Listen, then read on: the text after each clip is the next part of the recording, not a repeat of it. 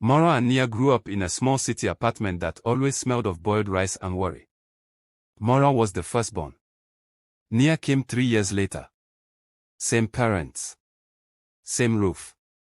Very different lives. Mora learned early that love came with conditions. When their father left, he didn't slam doors or shout. He just stopped coming home. One day he was there, the next day he wasn't, and the silence he left became Mora's responsibility. Their mother cried for weeks, then stopped crying and started surviving. Bills piled up. Neighbors whispered. And one evening, their mother looked at Mora and said, "You're strong. Help me." She never asked Nia. Mora became the second parent. She cooked. She cleaned. She missed school sometimes. When money was short, she was the one who stayed home. When their mother was tired, Mora was told to understand. And every time she complained, the answer was the same: don't be selfish. Look at your sister. Nia, on the other hand, grew up hearing different words. Study hard. You leave this place one day. You're smart. Mora noticed everything. She noticed that when there was one extra piece of chicken, it went to Nia. When school fees were short, it was Mora who waited. When teachers praised Nia, their mother smiled with hope. When Mora did well, it was expected.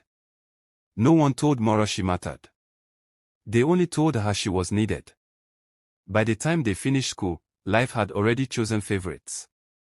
Nia went straight to college with help from relatives and scholarships. Mora stayed behind, working to support their mother, telling herself it was temporary. Temporary became years. By the time Mora tried to catch up, Nia was already moving forward. That's how distance begins. Not with fights. With timing. They kept in touch, but their conversations changed. Nia talked about classes, internships, and dreams. Mora talked about work, stress, and survival. When Nia spoke about hope, Mora smiled and said, "That's good." When Mora spoke about exhaustion, Nia said, "Things will get better." Neither of them meant harm, but understanding was fading. Years later, former classmates created a reunion group chat. Names Mora hadn't seen in a long time popped up. People shared old photos, jokes, achievements. Someone suggested a reunion in the city. Nia was excited. "We should go together," she told Mora. "We started this thing together." Mora hesitated.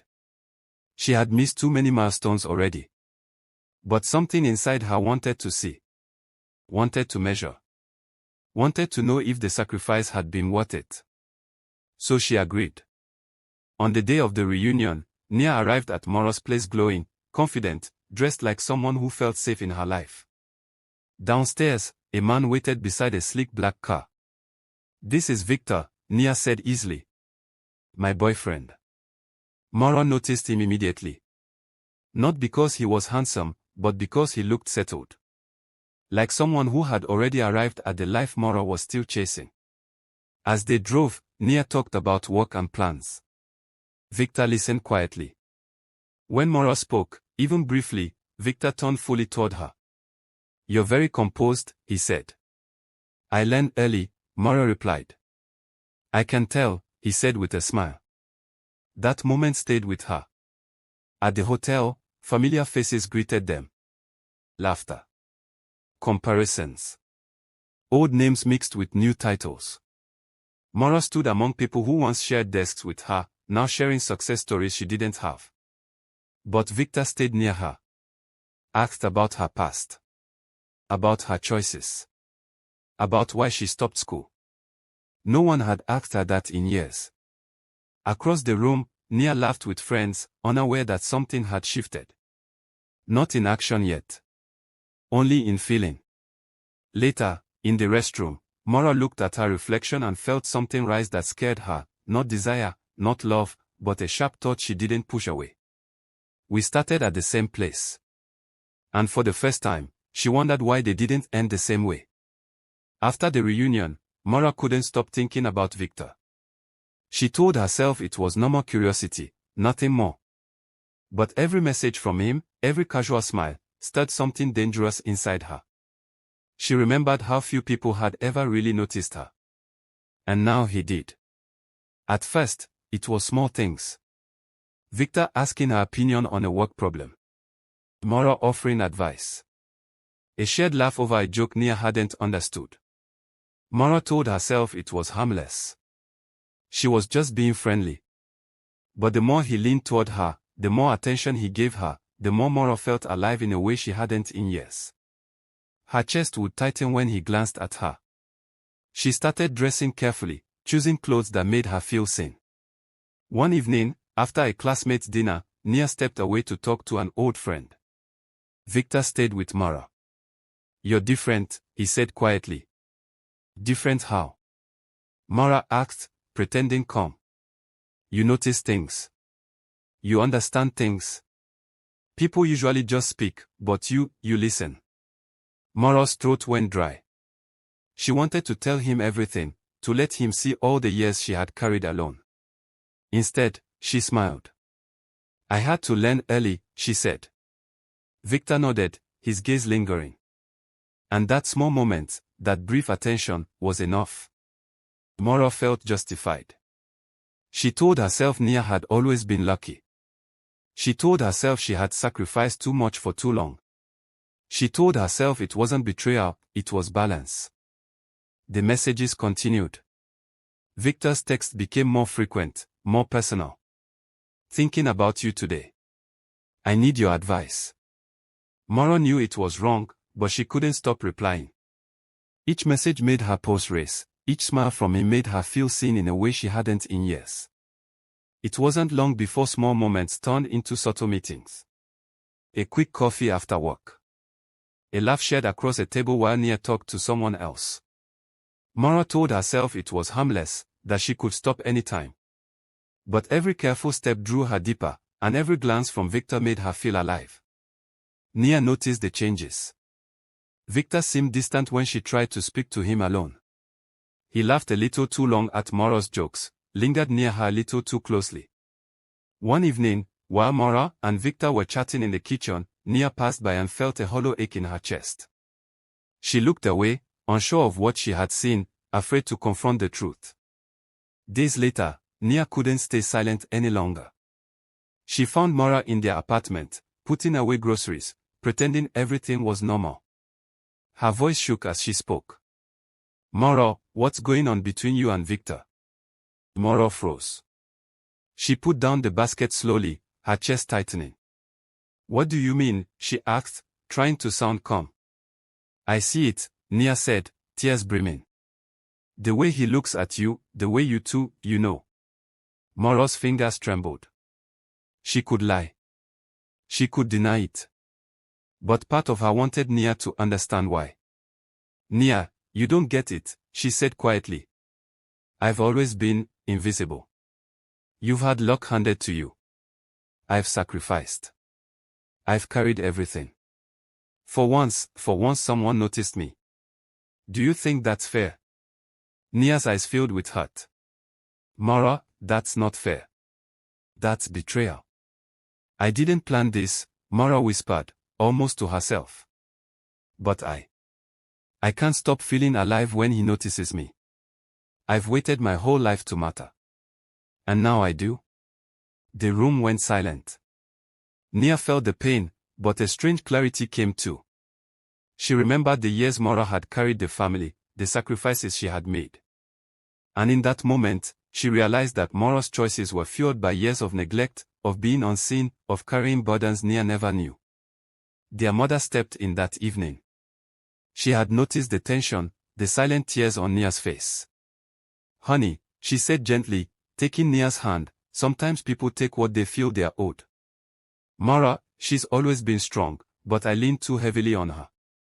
I failed her in ways I can't fix. Maybe you have to let go. Not because Victor is worth more than you, but because holding on will only hurt you." Nia nodded slowly, a heavy mix of heartbreak and understanding pressing in. She realized this wasn't just about Victor. It was about years of imbalance, about Maura's life being shaped by responsibilities she had never chosen. That night, Nia went to bed with a knot in her chest. She had to let go, even if her heart resisted. Mara, meanwhile, felt the thrill of being noticed. Every glance, every private message from Victor, every subtle touch of attention made her feel alive. She convinced herself she deserved this, that life had always been unfair to her, and now she could finally claim what she thought was hers. The tension grew. At a dinner with friends, Nia watched Mara and Victor laugh just a little too closely. Pain tightened Nia's chest. She said nothing, afraid to confront, but the hollow drop of betrayal grew heavier each day. Mara didn't see it. She was too wrapped up in her own feelings, in the sense of finally being chosen. She had crossed the first line, and yet, the line that would break everything, the real fallout, was still ahead. Weeks passed. Victor proposed to Mara. Not in secret, not quietly, he wanted the city to notice, to admire the perfect life he and Mara were creating. Mara accepted. The excitement was intoxicating, but beneath it, a quiet fear lingered, a fear she buried beneath designer dresses and sparkling jewelry. The wedding day arrived like a dream everyone envied.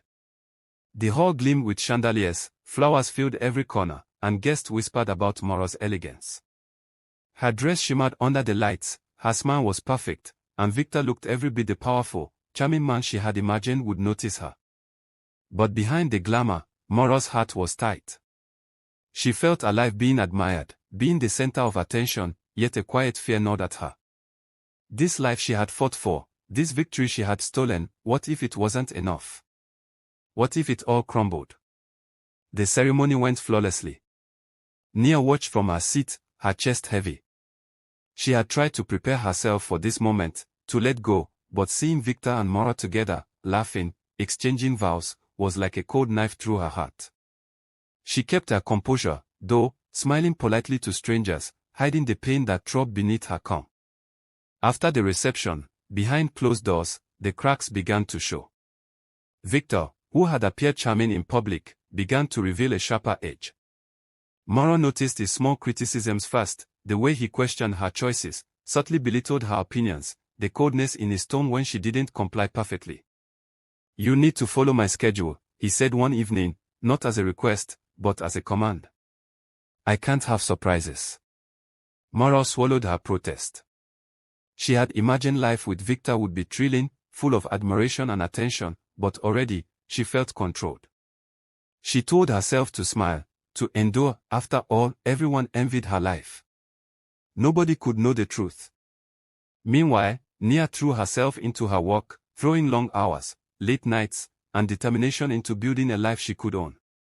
Slowly, Adrian, her CEO, began to notice. He admired her intellect, her diligence, her calm resilience.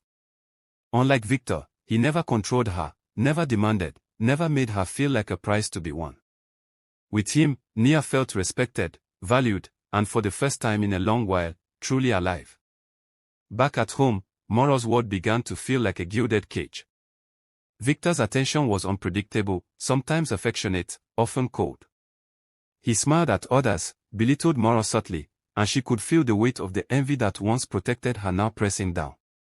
She couldn't tell anyone, couldn't show weakness, couldn't let the city see the cracks in her perfect life. One evening, Mara returned home to find Victor gone. The note on the kitchen counter said nothing about where he was, only that he had plans. At first, she felt relief, then a prickling of unease. Small hints began to appear, whispered phone calls she couldn't overhear, unexplained absences, his laughter floating from rooms she wasn't invited into. Mara tried to ignore it, telling herself she deserved this life, that love was complicated, that everyone had secrets. But deep down, a quiet dread began to take root. She had wanted attention, desire, recognition, and for a brief, intoxicating moment, she had it all. But the thrill came at a cost she hadn't yet imagined. Across town, Nia's life grew quietly, steadily. She met Adrian for coffee, discussed new projects, received praise for her innovative ideas, and felt her self-worth blossom in ways she hadn't known were possible. She was no longer defined by Mara's shadow or by the man who had torn at her heart. Meanwhile, Mara's illusion of perfection began to crack. Victor's flirtations with other women, his late nights, and his subtle contempt for her choices slowly chipped away at the life she had fought so hard to steal. Each small betrayal cut deeper because she had built her world on envy, not trust. The final straw would come soon, but for now, Maura walked through the city in designer heels, smiling at admirers, keeping up appearances, while inside, the first pangs of real suffering took root. She had stolen, she had won, she had been envied, but she had yet to see that envy cannot protect you from the cruelty of the one you thought loved you. And Nia. She watched quietly from the sidelines, growing stronger, more confident, building a life that would one day make Maura realize that happiness cannot be taken, it must be earned. Months passed. Maura's life glittered with the envy of the city, but behind the designer dresses, the luxury dinners, and the sparkling smiles, her world was quietly crumbling. Victor's attention became unpredictable. Some days he was cold, distant, even cruel, other days he offered small gestures of charm, a reminder of why Maura had fallen for him. At first, she tried to rationalize it. This is power. This is life. People envy me, so it's worth it. But the cracks in her perfect world were widening. She began to notice the subtle betrayals, his laughter with women she didn't know, secretive phone calls, absences he didn't bother to explain. One evening, Maura returned home earlier than expected. The apartment was dark, silent, except for a low voice in the bedroom. She froze. Her heart pounded as she pushed the door open. There, in the golden glow of her chandelier, Victor was with another woman. He didn't hide. He didn't apologize. You think this changes anything, he said coldly, not even turning to her. Maura felt the ground drop beneath her. Years of envy, ambition, and stolen attention meant nothing now. The house, the car, the glamorous life she had built, it was hollow. Everything she had wanted had come with a cost she hadn't fully imagined. She didn't scream. She didn't cry.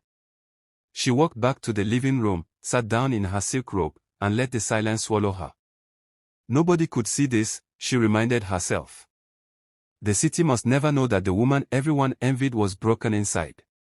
Meanwhile, Nia's life quietly flourished. She had thrown herself into her work after the wedding, building her reputation, gaining respect, and slowly, Adrian, her CEO, noticed her brilliance and calm determination. Unlike Victor, he admired her without control, without manipulation. With him, Nia felt alive, safe, and genuinely loved. Maura tried to keep appearances. She smiled at charity galas, posted curated photos on social media, and laughed with friends who envied her every step. But the truth gnawed at her every day. Victor was cruel, unfaithful, and she had no one to turn to, not Nia, not her mother, not the city that once adored her. The divorce came next. Victor, cunning and cold, had arranged everything in his favor. The house, the car, the contracts, they were all under his control. Maura walked away with nothing but her pride, and even that felt fragile, shattered daily by memories of what she had lost and the life she had chosen. Months later, the sisters met again at a small cafe. Maura's hands shook slightly as she reached for her coffee. Her designer clothes and perfectly styled hair hid the emptiness inside. Nia, calm and serene, sipped her tea. She had built a life Maura could never have taken, independent, respected, and loved genuinely. I thought money would fix everything, Maura whispered, her voice barely audible. It doesn't, Nia replied softly, a hint of empathy in her eyes. It never does. Maura realized then the cruelest truth, stealing what you thought you deserved doesn't bring happiness. It only gives illusion. Envy cannot protect you from betrayal, and wealth cannot shield you from loneliness. Life belongs to those who build it carefully, honestly, with heart and resilience.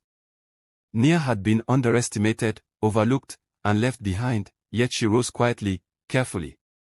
Maura had taken, stolen, envied, and in the end, she had nothing but the hollow echo of her own choices. For the first time, Maura understood, the envy of others cannot fill the void inside, and the life she had stolen from her sister had only built walls around her own suffering.